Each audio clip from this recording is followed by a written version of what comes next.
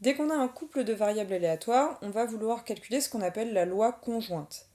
Donc la loi conjointe, c'est regarder une loi associée à x et y en même temps.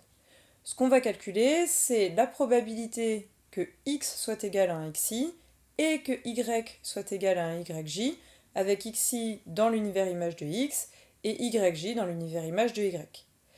Cette probabilité, on va la noter p de x égale xi, virgule y égale yj.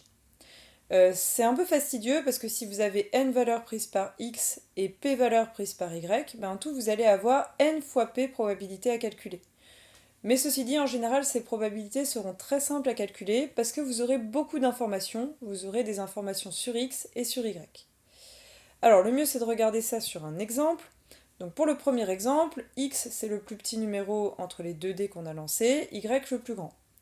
Il va falloir qu'on calcule la probabilité que x prenne la valeur i et que y prenne la valeur j pour tous les i et j entre 1 et 6. Alors ce qu'on remarque tout de suite, c'est qu'il faut faire des cas. Premier cas, très simple à traiter, si i est strictement plus grand que j, vous pouvez dire directement que cette probabilité vaut 0. Car x, ça doit être le plus petit numéro du dé, ce plus petit numéro ne peut pas être plus grand que le plus grand numéro des deux dés. Dans les autres cas, on va commencer par i égale j, la probabilité n'est pas nulle, il faut la calculer.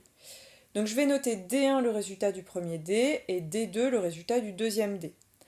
X égale i inter y égale i, ça veut juste dire que les deux dés ont donné le résultat i, et comme il y a indépendance dans vos lancers, vous allez pouvoir multiplier ces deux probabilités et obtenir 1 sur 36. Dans le cas où le plus petit numéro obtenu est strictement inférieur au plus grand, là il faut faire attention, il y a deux possibilités.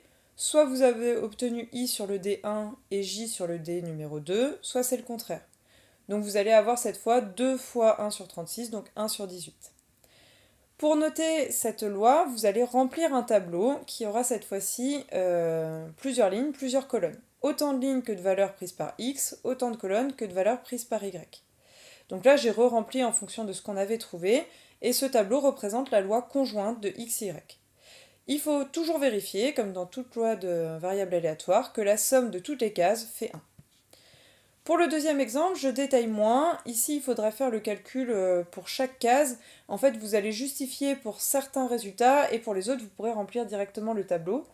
C'est un exercice qui fait vraiment intervenir du dénombrement, donc c'est assez classique comme calcul.